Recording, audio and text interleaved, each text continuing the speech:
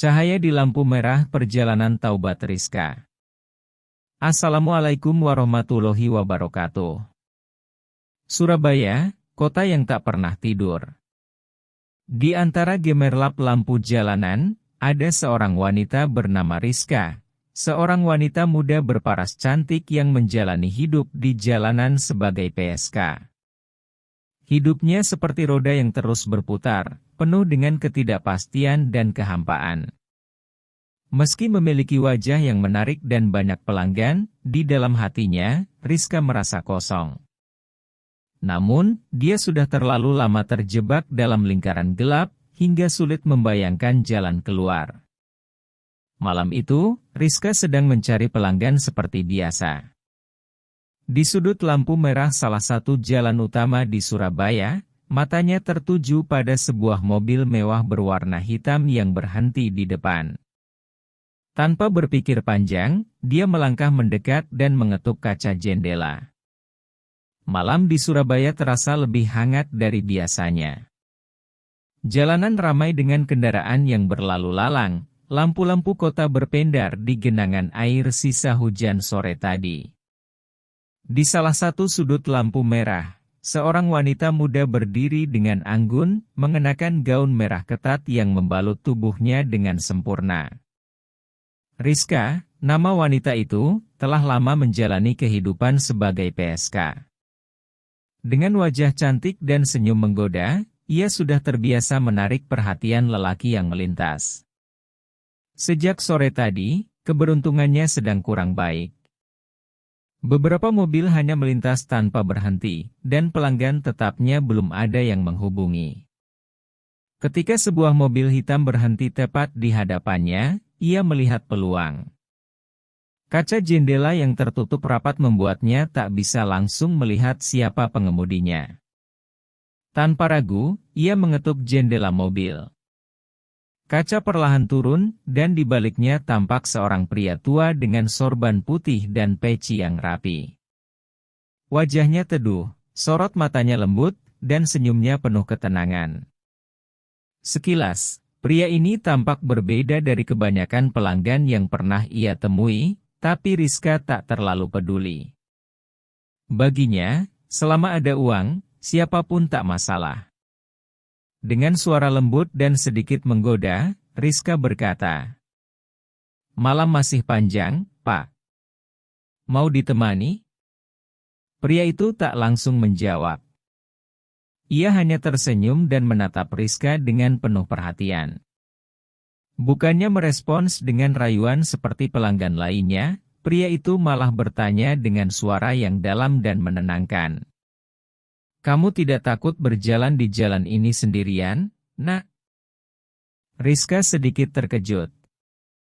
Biasanya, pria akan langsung menanyakan tarif atau meminta naik ke mobil tanpa banyak basa-basi. Namun, kali ini berbeda. Ia mengira pria itu sedang mencoba gaya baru untuk berbincang sebelum tawar-menawar dimulai. "Ah, saya sudah biasa, Pak. Lagi pula, saya kan tidak benar-benar sendirian. Ada banyak orang di sini," jawab Rizka sambil tersenyum, mencoba tetap profesional. Pria itu masih diam, seolah sedang menimbang sesuatu dalam pikirannya. Kemudian, dengan nada tenang, ia berkata, "Kalau begitu, masuklah. Ayo kita bicara lebih jauh." Tanpa curiga, Rizka langsung membuka pintu dan masuk ke dalam mobil.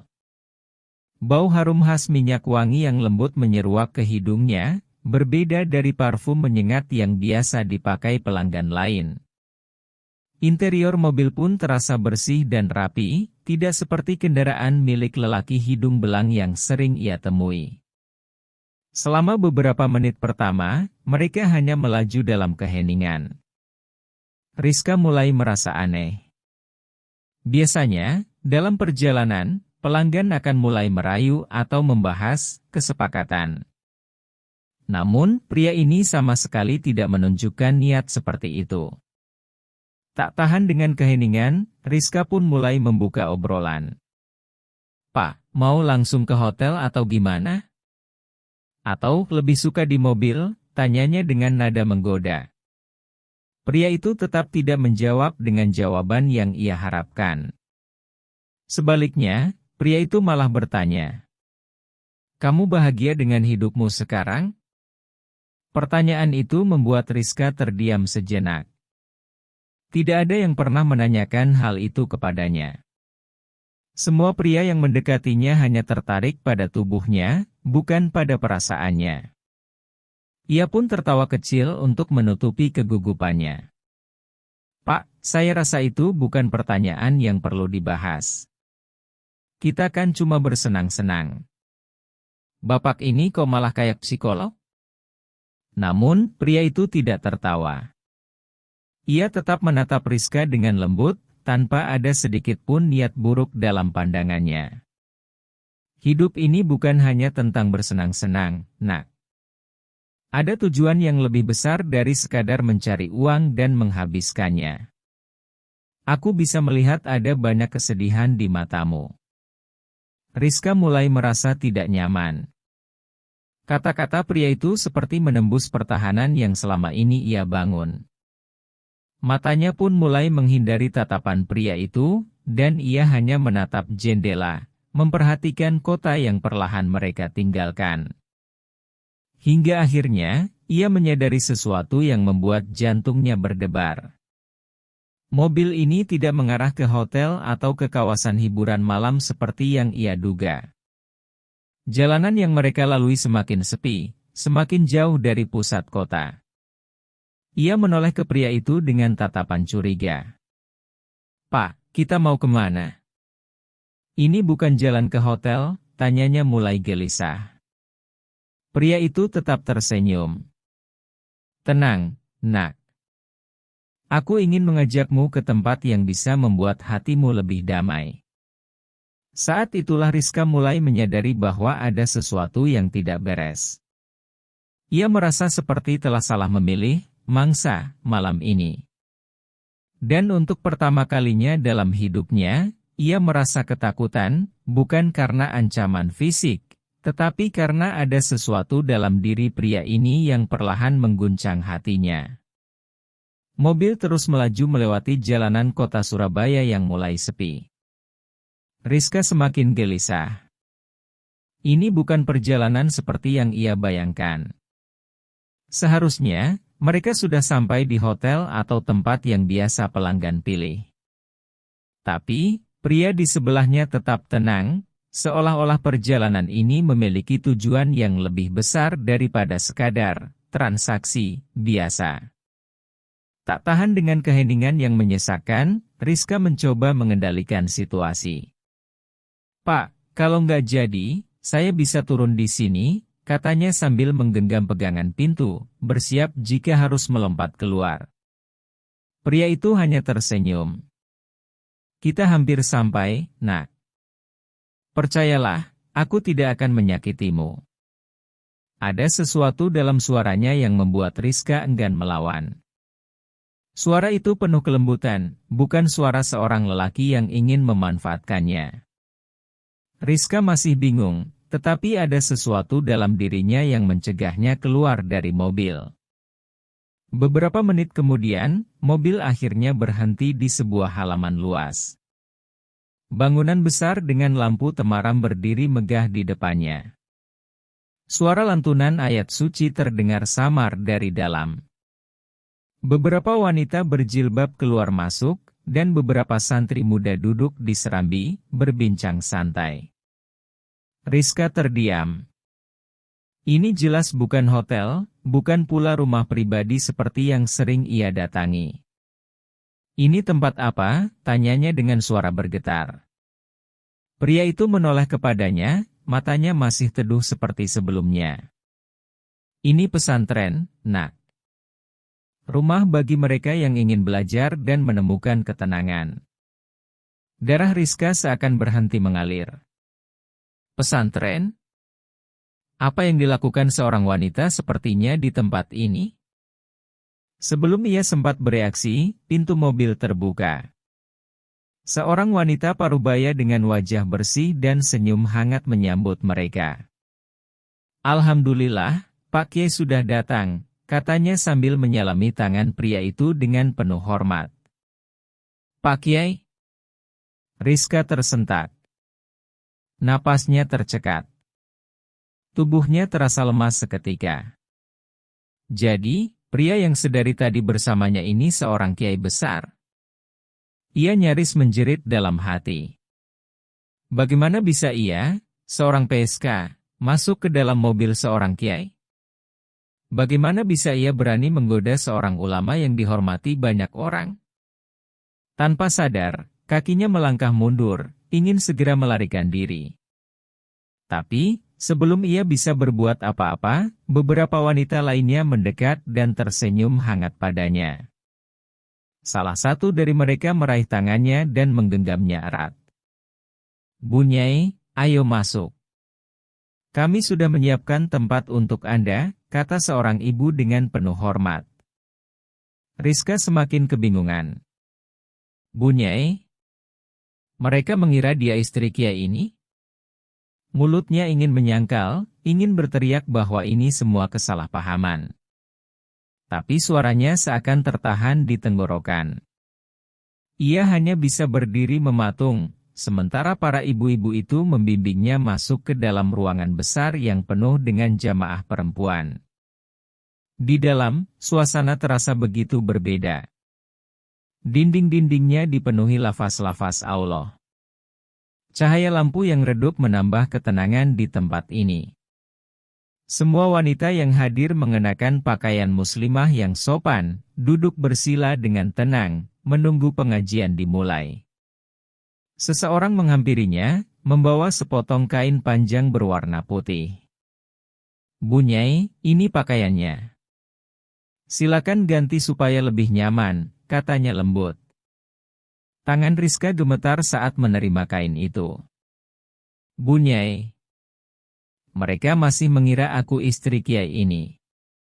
Jantungnya berdetak kencang. Bagaimana jika mereka tahu siapa dirinya sebenarnya? Bagaimana jika mereka tahu bahwa wanita yang mereka sambut dengan penuh hormat ini adalah wanita malam yang hidup dalam dunia gelap? Perasaan malu, takut, dan bingung bercampur menjadi satu. Untuk pertama kalinya dalam hidupnya, Rizka merasa dirinya begitu hina. Ia terbiasa dengan tatapan merendahkan dari orang-orang yang tahu pekerjaannya. Tapi malam ini, ia menerima penghormatan yang sama sekali tidak layak ia dapatkan. Saat pengajian dimulai, suara kiai memenuhi ruangan dengan lantunan ayat suci yang begitu menyentuh. Rizka yang awalnya hanya duduk kaku mulai merasakan sesuatu di dalam hatinya. Kata-kata kiai bukan hanya sekadar ceramah biasa, tetapi seolah menembus jiwanya, membangkitkan sesuatu yang sudah lama ia kubur dalam-dalam. Ketika sesi doa bersama dimulai, seorang ibu di sebelahnya menggenggam tangannya erat. Bu Nyai, doakan kami juga, ya, katanya dengan penuh harap. Saat itulah, air mata Rizka jatuh tanpa bisa ia tahan. Ia, seorang pendosa, diminta untuk mendoakan orang lain? Dadanya terasa sesak. Hatinya yang selama ini beku, malam ini perlahan mulai mencair.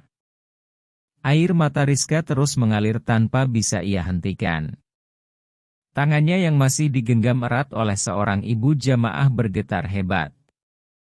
Ia merasa sesak di dadanya, seolah beban yang selama ini ia pikul tiba-tiba menjadi berkali-kali lipat lebih berat. Bagaimana mungkin wanita-wanita ini begitu tulus kepadanya? Mereka memperlakukannya dengan penuh hormat, tanpa tahu siapa dirinya sebenarnya. Mereka menganggapnya sebagai seorang istri kiai, seorang wanita suci yang patut dihormati dan dijadikan teladan. Padahal, ia hanyalah seorang wanita yang telah menghabiskan hidupnya dalam gelap, menjual kehormatannya demi uang. Seandainya mereka tahu siapa dirinya sebenarnya, akankah mereka masih bersikap sehangat ini? Suara kiai yang sedang memimpin doa bergema lembut di ruangan.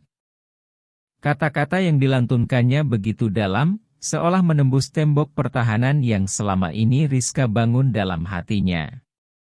Ya Allah, Engkau Maha Penerima Taubat.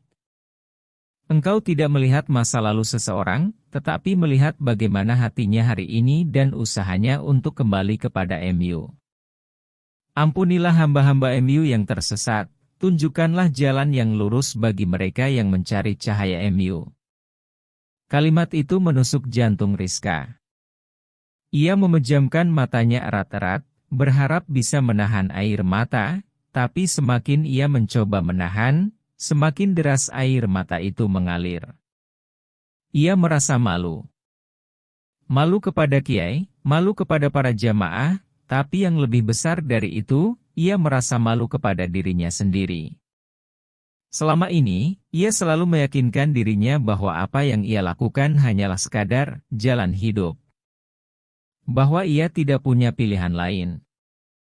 Tapi benarkah demikian? Di dalam hatinya, ia tahu, sebenarnya, ia masih memiliki pilihan. Selama ini, ia hanya tidak berani keluar dari lingkaran hitam yang telah membelenggunya. Pengajian berakhir, dan satu persatu jamaah mulai berpamitan. Namun, Rizka tetap duduk diam di tempatnya, masih terisak dalam tangis yang tak kunjung berhenti. Kiai menoleh ke arahnya, memperhatikannya sejenak sebelum akhirnya berkata lembut. Nak, ikut aku sebentar. Dengan langkah ragu, Rizka mengikuti Kiai menuju teras pesantren, ia tak lagi mampu menahan tangisnya. Ia menangis sejadi-jadinya, menutupi wajahnya dengan kedua tangan. Kiai tidak langsung berbicara. Ia membiarkan Rizka menumpahkan segala perasaan yang selama ini mungkin telah ia pendam selama bertahun-tahun. Setelah beberapa menit berlalu, dengan suara bergetar, Rizka akhirnya berbicara. Pak Kiai, saya malu, saya kotor, saya penuh dosa. Suara itu nyaris tak terdengar, tapi dalam keheningan malam, setiap kata terdengar begitu jelas. Kiai menatapnya dengan penuh kasih sayang. Nak, siapa yang memberimu hak untuk mengatakan bahwa dirimu kotor? Allah tidak melihat masa lalumu. Dia melihat hatimu saat ini, dan dia selalu membuka pintu taubat bagi hambanya. Yang penting, apakah kamu mau kembali kepadanya? Rizka menggigit bibirnya, menahan isakan. Tapi dosa saya terlalu banyak, Pak Kiai. Saya sudah terlalu jauh. Kiai tersenyum lembut. Sejauh apapun kamu pergi, nak, Allah selalu lebih dekat daripada urat lehermu. Tidak ada dosa yang terlalu besar baginya. Yang terpenting adalah langkah yang kamu ambil mulai sekarang. Hati Rizka bergetar hebat. Kata-kata Kiai terasa begitu menenangkan, seolah menjadi jawaban atas kegelisahan yang selama ini selalu menghantuinya. Benarkah Allah masih mau menerimanya? Ia menundukkan kepala, tubuhnya masih gemetar. Pak Kiai, saya ingin berubah. Tapi, bisakah saya benar-benar meninggalkan semua ini? Kiai mengangguk. Tentu bisa, nak. Asalkan kamu benar-benar ingin berubah dan berusaha. Kamu tidak sendirian. Aku dan para santri di sini akan membantumu. Untuk pertama kalinya dalam hidupnya, Rizka merasa seperti menemukan jalan keluar dari kegelapan yang selama ini mengurungnya. Dalam malam itu dia teringat malam-malam yang biasa ia lakukan menjadi wanita malam kini terasa begitu berbeda. Ia sadar, inilah saatnya ia mengambil keputusan terbesar dalam hidupnya. Dan malam itu, untuk pertama kalinya dalam bertahun-tahun, ia benar-benar merasa dirinya seperti mendapat cahaya dalam sebuah kegelapan hidupnya dalam bertahun-tahun ia hidup selama ini. Dan bagaimana kelanjutan langkah Rizka? Malam itu menjadi titik perubahan terbesar dalam hidup Rizka. Ia memutuskan untuk tetap tinggal di pesantren dan memulai hidup baru. Meski keputusannya sudah bulat, tetapi perjalanan menuju perubahan tidaklah mudah. Keesokan paginya, Rizka bangun dengan perasaan campur aduk. Udara pagi yang sejuk, lantunan ayat suci dari para santri, dan suasana pesantren yang damai terasa begitu asing baginya. Ia terbiasa bangun siang setelah malam panjang yang melelahkan di jalanan. Namun, hari ini berbeda. Hari ini, ia bukan lagi Rizka yang sama seperti kemarin. Para santri perempuan menyambutnya dengan ramah. Tetapi Rizka tetap merasa ada sekat yang membatasi dirinya dengan mereka. Ia merasa tidak pantas berada di antara orang-orang suci. Rasa malu masih menghantui pikirannya. Namun, Kiai selalu membimbingnya dengan sabar. Nak, jangan pernah merasa bahwa kamu lebih rendah dari mereka. Di mata Allah, semua orang berhak untuk kembali. Jangan biarkan bisikan-bisikan itu membuatmu ragu dengan jalan yang sudah kamu pilih. Hari-hari di pesantren berlalu dengan penuh tantangan. Rizka belajar banyak hal yang selama ini ia abaikan. Ia mulai menghafal doa-doa, memperbaiki bacaan sholatnya, dan memahami makna ayat-ayat suci. Awalnya, ia sering merasa kesulitan. Bibirnya terasa kaku saat mengucapkan ayat-ayat Al-Quran, tetapi para santri lainnya selalu membantunya dengan sabar. Perlahan-lahan, hatinya mulai tenang. Suatu malam, saat ia sedang membersihkan kamar pesantren, ponselnya bergetar. Sebuah pesan masuk dari nomor yang tak asing baginya. Rizka, kamu di mana? Aku butuh kamu. Aku bisa bayar lebih malam ini. Pesan itu membuat jantungnya berdegup kencang. Tangannya gemetar saat memegang ponsel. Dulu, pesan seperti itu adalah bagian dari rutinitasnya, sesuatu yang biasa. Tapi malam ini, pesan itu terasa seperti godaan yang ingin menariknya kembali ke lubang gelap yang telah ia tinggalkan. Ia menatap layar ponselnya lama. Ada dorongan kecil dalam dirinya untuk kembali, untuk menerima tawaran itu. Dunia lama yang penuh godaan dan uang cepat seakan memanggilnya kembali. Namun, suara lembut Kiai kembali terngiang di kepalanya. Jangan biarkan masa lalumu menyeretmu kembali, nak. Allah tidak melihat siapa kamu dulu, tetapi siapa kamu sekarang dan siapa yang ingin kamu perjuangkan untuk masa depan. Rizka menarik napas dalam-dalam, lalu dengan tekad kuat, ia menghapus pesan itu. Ia mematikan ponselnya dan menatap keluar jendela. Langit malam terlihat begitu damai, seperti hatinya yang perlahan mulai menemukan ketenangan. Sejak saat itu, ia benar-benar berkomitmen untuk berubah. Ia menutup seluruh akses ke dunia lamanya, mengganti nomor ponsel, dan mulai belajar hidup sederhana. Setiap malam, ia menangis dalam sujudnya, meminta ampunan atas segala dosa yang telah ia lakukan di masa lalu. Rizka kini bukan lagi seorang wanita malam yang menghabiskan waktunya di jalanan. Ia menjadi seorang santri yang taat, seorang muslimah yang menemukan ketenangan dalam iman. Tak hanya itu, ia mulai aktif membantu para wanita yang memiliki masa lalu kelam sepertinya.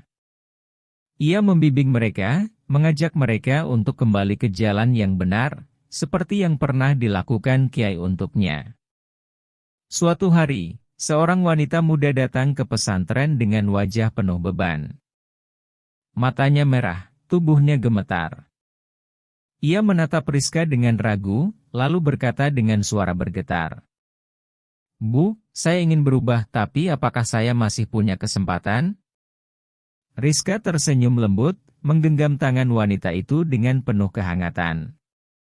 Ia melihat dirinya sendiri dalam sosok wanita itu, seseorang yang pernah tersesat dan berjuang untuk kembali. Dengan suara tenang, ia menjawab.